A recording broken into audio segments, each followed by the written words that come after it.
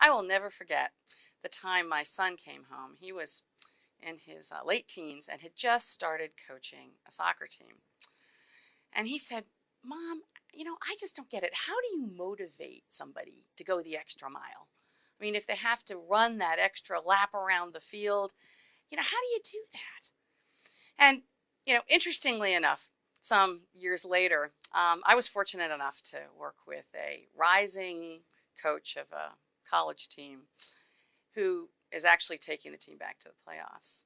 And to see how he's used an understanding of people's work preferences, people's work turn ons, to actually get each of those players going the extra mile. I don't believe it's about motivating other people. I believe that motivation really comes from within. However, what's really important is to create an environment where that self-motivation can really thrive. And so I'd like to challenge you to think about your particular work. Think about the work of those that you work with and people you know or yourself.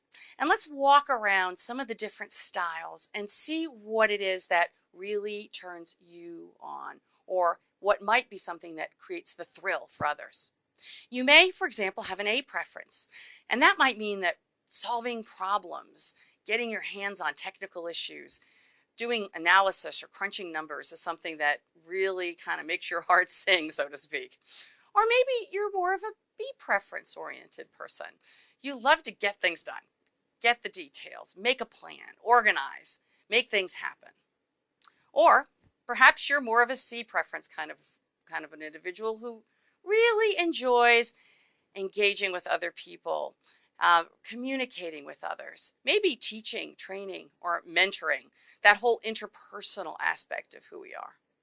And finally, perhaps you're more of a D preference oriented person who just gets their thrill out of new and big ideas, really conceptualizing new kinds of options, intuiting exciting solutions, maybe more strategic and kind of thinking about the future rather than today. When you look at that, you'll find that in fact what's really important is to ask yourself, what is it that really turns you on at work? What are the kinds of things that maybe are not the easiest, but often the most interesting, the most satisfying? Sometimes they're the most challenging, but you really leave at the end of the day feeling like, wow, I made that happen. This was great. This is good stuff. It's going to be different. Your preferences are certainly going to be different from those that you work with. And I think we make some assumptions. We get into a role and we, have a job design that was probably created by somebody who preceded us and maybe was built around what their preferences were. And we often assume that that's the way it is. We can't change that. Well, I think it's important to challenge that assumption. Start by asking yourself, just sit down and write down a few sentences that really describe your turn on work. What most satisfies you, interests you, maybe even challenges you. Don't limit yourself to your current job position. Think about your ideal job.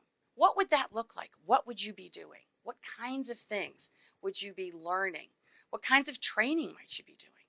Then take that and now look at what your current job is.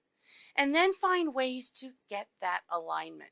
Talk to the folks that you work with and ask them, is there an opportunity for me to get more of this in my work? If you have folks working with you, it's a very interesting exercise to ask them this very question.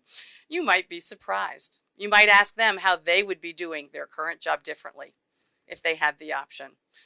So I suggest you explore this aspect of what work really turns you on, or turns those on that you work with, and then look for alignment. Because you know what? You may actually find that you get not only the extra mile, but maybe even 5, 10, 15. And on top of it, you'll probably enjoy the ride.